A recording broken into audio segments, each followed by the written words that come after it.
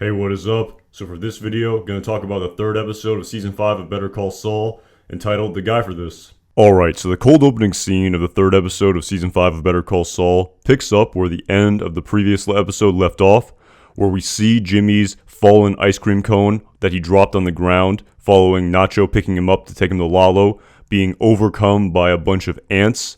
And that basically sums up the entirety of the scene here.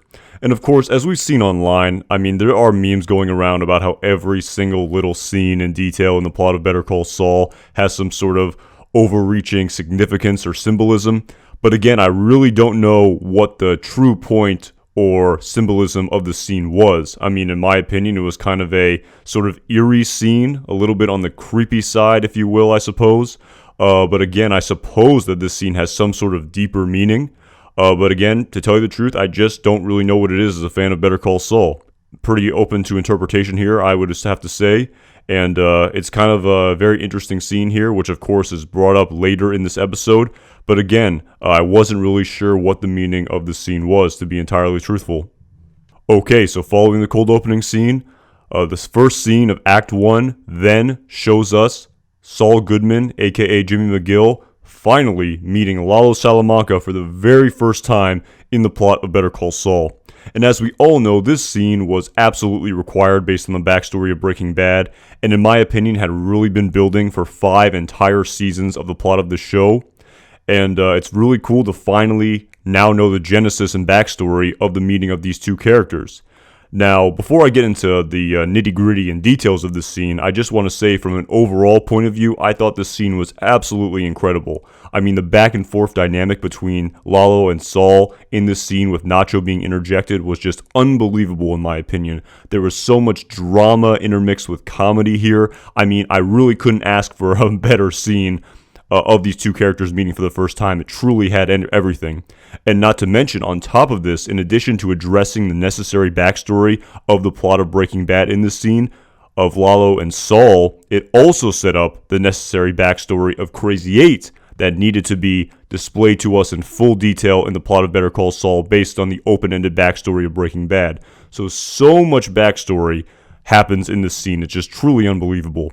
Now, that being said, in the smaller context here, there's so much detail that happens in this scene, I really don't know where to start, but basically we learn that this is how Saul Goodman becomes a lawyer for the cartel, specifically for Crazy 8, but via Lalo Salamanca. Now again, so much foreshadowing in this scene, so many little details in this scene, truly unbelievable.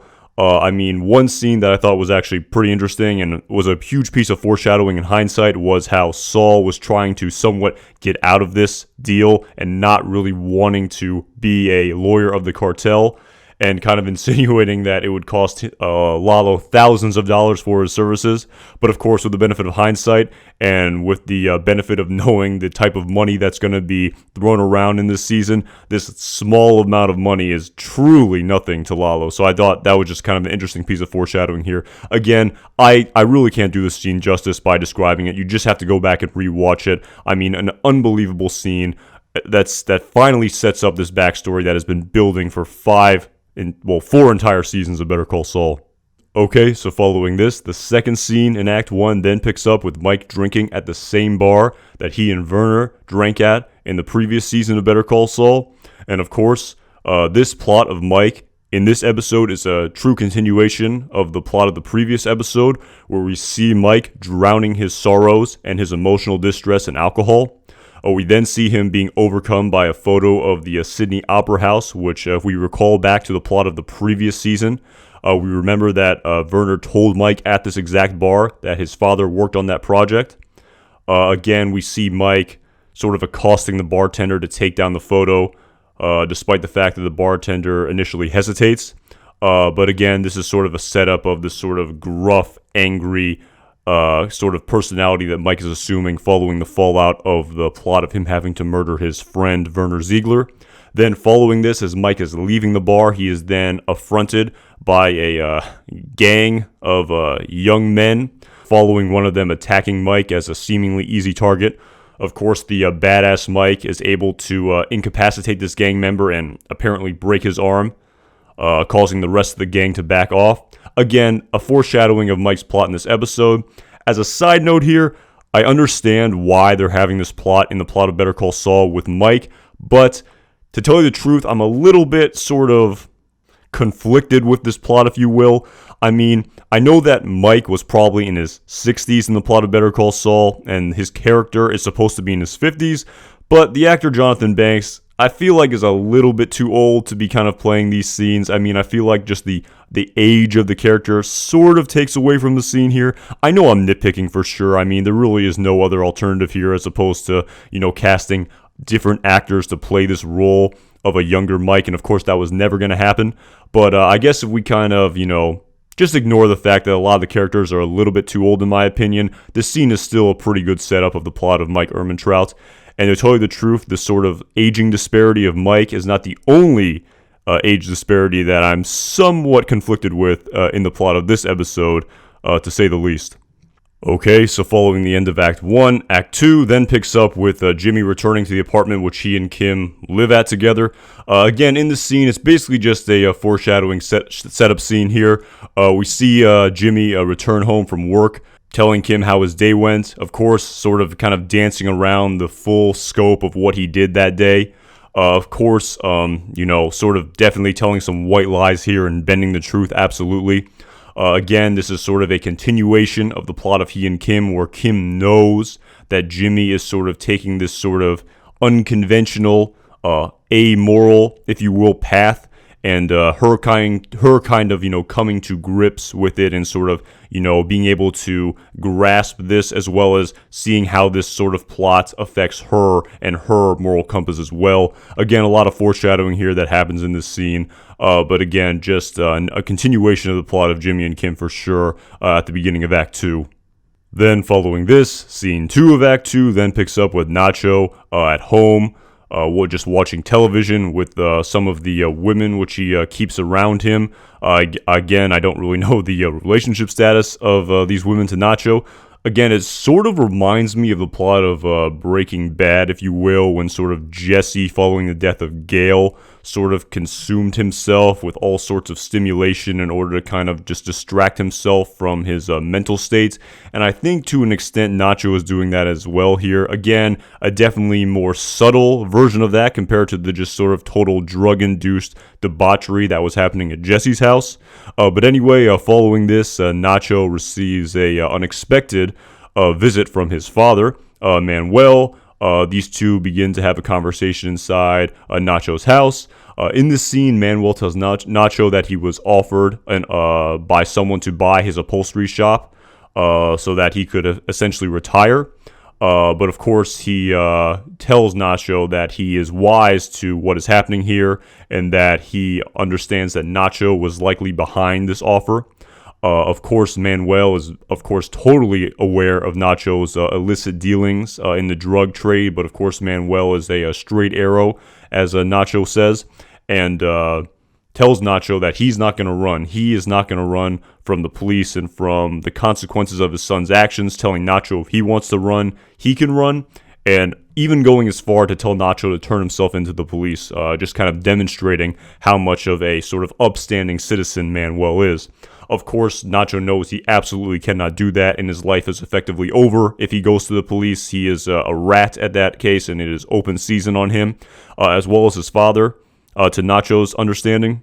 But anyway, yes, this is the scene that happens here, and again, I really feel like this plot of Nacho and Manuel, which was definitely sort of set up here in the plot of this episode, is most certainly going to have an effect in the plot of next season, of Season 6 of Better Call Saul, based on how this season concludes. But anyway, we finally see this confrontation between Manuel and Nacho happen here in Act 2 of this episode. Then, following this, the next scene in this act then picks up with Kim at the Bernalillo County Courthouse pursuing her pro bono work, which she truly enjoys compared to the sort of work which pays the bills at Schweigert and Coakley. In this scene, following the sort of court case ensuing initially, we then see Kim receive a phone call from Rich Schweigert telling her that Kevin needs her immediately to settle a land dispute involved with the Mesa Verde case, which she is working via Schweigert and Coakley. Again, this scene really sort of, again, sets up the plot of Kim throughout the course of this episode and beyond. And at the time I was watching this, again, the plot of Kim is so open-ended, so up in the air at this point in time. We really don't know which way Kim is going to go. But again, there's so much misdirection in the plot of Kim Wexler this season that this scene is just another example and setup of the plot of Kim that ensues over the course of this episode and beyond.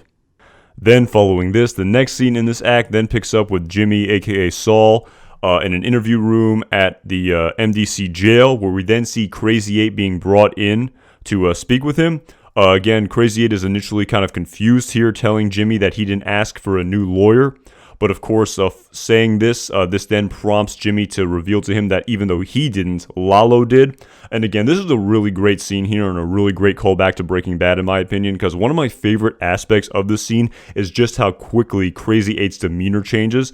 He sort of went from initially this sort of tough, rugged, personality of this Crazy 8 demeanor when he first started talking to Jimmy, but as soon as Jimmy mentioned Lalo Salamanca, he then sort of reverted back to his Domingo sort of persona, the sort of more softer, more innocent persona that we could truly see him being sort of scared of the situation because he was worried that maybe Lalo thought that he had talked to the police, but of course Crazy 8 insisting that he had kept his mouth shut. Then following this, Jimmy asks Crazy 8 if he's good at memorizing information and hands him a notepad. And this, of course, then is the setup for the true Breaking Bad backstory scene that happens at the very beginning of the next act. Then following this, Act 3 then picks up with Jimmy still at MDC with Crazy 8, where we see an unmarked police car arriving, carrying two, at this point in time, unknown DEA agents, but of course, anyone with any sort of knowledge would know that this is Hank Schrader and Steve Gomez in this scene before their faces are revealed. And anyway, this is the payoff finally happens. We finally get to see Hank and Steve Gomez reemerge in the plot of Better Call Saul. We see them here walk into the interview room and meet with Crazy 8, who has expressed a willingness to divulge information to the police. Following this, we then see Jimmy come in the room and sort of try to entrap the DEA, saying that he was talking to his client without his lawyer present. But anyway, following some back and forth between Saul and Hank of sort of agreeing and not agreeing to go about the deal, Saul tells the DEA agents that Crazy 8's information will lead to arrests and to making a real dent in the Albuquerque criminal underworld drug trade. So anyway, following this, we then see Crazy 8 proceed to repeat the information that was provided to him via Saul Goodman, which is, of course, then set up later in this episode. So this scene, very important, like I said previously, sets up the backstory of Breaking Bad becoming of Crazy 8 becoming a confidential DEA informant, which really wasn't explained to us in full detail in the plot of Breaking Bad, but this scene finally gives us the backstory via the plot of Better Call Saul. So yeah, that's basically the main premise of the scene. As a side note here, again, I'm nitpicking here, and it is what it is. But like I said with the plot of Mike Ehrmantraut, I think in my opinion, just from a visual point of view, it's a little bit ironic that this is the youngest that Hank Schrader and Steve Gomez are ever supposed to be in the plot of Better Call Saul. I mean, again, the timeline of Breaking Bad, totally full of incontinuity and plot holes. But if we sort of take a sort of 5-year approach of the plot of Better Call Saul via the plot of Breaking Bad, you would think that Hank and Steve Gomez are supposed to be in their 30s here in this scene. But of course, I feel like the actors who are playing these characters are in their 50s. I mentioned this in a previous video. I wasn't a huge fan of Steve Gomez's goatee here in this scene. Didn't have it when we first met him in the plot of Breaking Bad. I know that Hank looks a lot older than he did from the pilot episode of Breaking Bad if you go back and watch that. But in my opinion, I at least feel like the character Hank here sort of at least makes an attempt to try to emulate the character we first met in the plot of Breaking Bad. And I feel like Steve Gomez's character could have at least, shaved off that goatee and tried to at least make him sort of emulate that character a little bit more. Again, it is what it is. I'm nitpicking here. Anyway, that's it for this scene. Then following this, Act 4 of this episode then picks up with Kim arriving at Tucumcari to meet with Paige from Mesa Verde, to meet with this resident, Mr. Acker, who is refusing to sell his one piece of land which Mesa Verde wants to build a call center on. Again, in this scene, we initially see sort of Kim using a sort of softer touch to get Mr. Acker to sell to Mesa Verde. But of course, Mr. Acker outright refuses the offer, tells Kim that he will never, ever sell his property. In this scene, we even go so far as to see Mr. Acker sort of call out Kim for being sort of amoral here in this scene.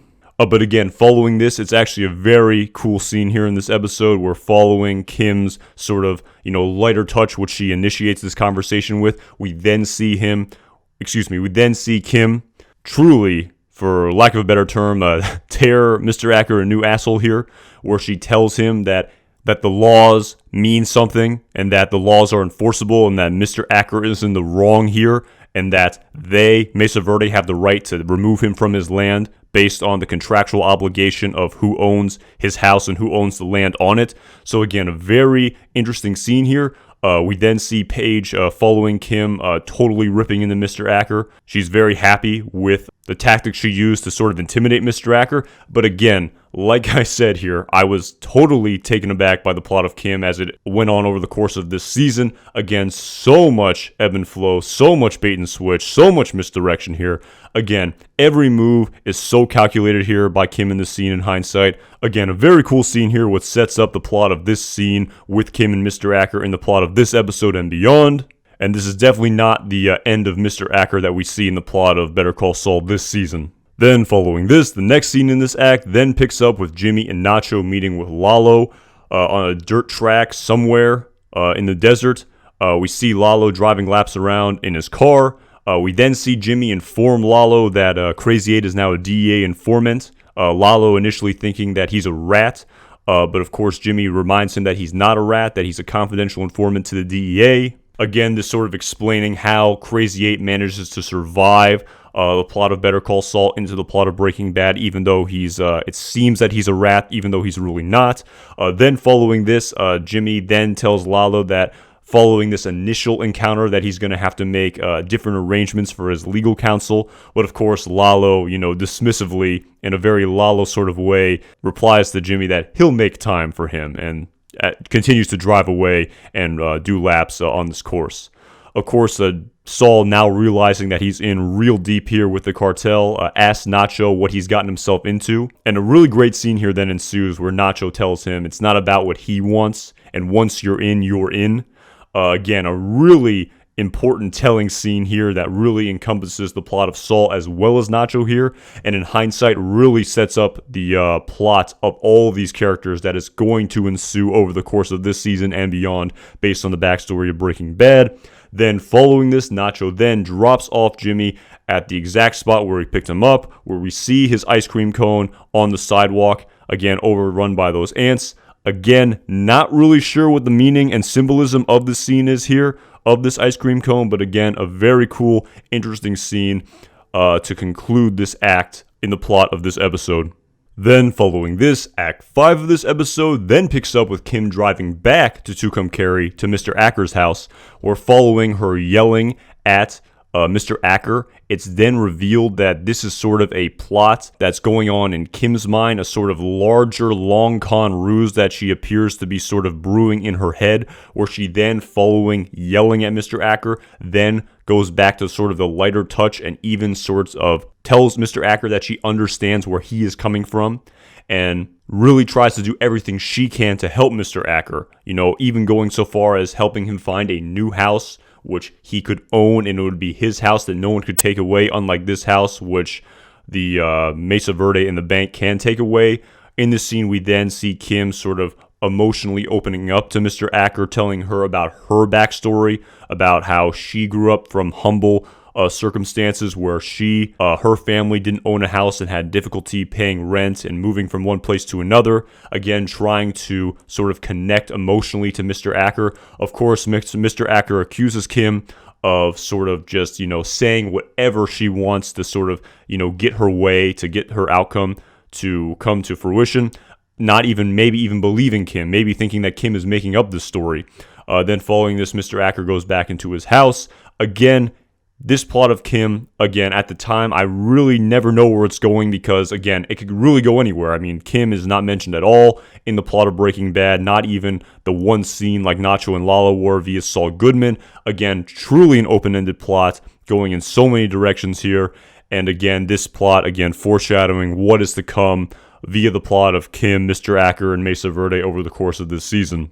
Then following this, the next scene in this act then picks up with Nacho telling Gus what Lalo's plans are, using Crazy 8 as a DEA informant, telling Gus that Nacho basically informed the DEA of where Gus Fring's dead drops were taking place. Following this, of course, Gus's loyal henchman Tyrus takes out his phone to prepare to shut down the dead drops, but of course, Gus stops him from doing so, him and Nacho understanding that if he does take the money out of the dead drops, then Lalo will understand that Nacho told Gus about the plan, and of course, then the whole ruse would be revealed, and it would be known that Nacho was working for Gus.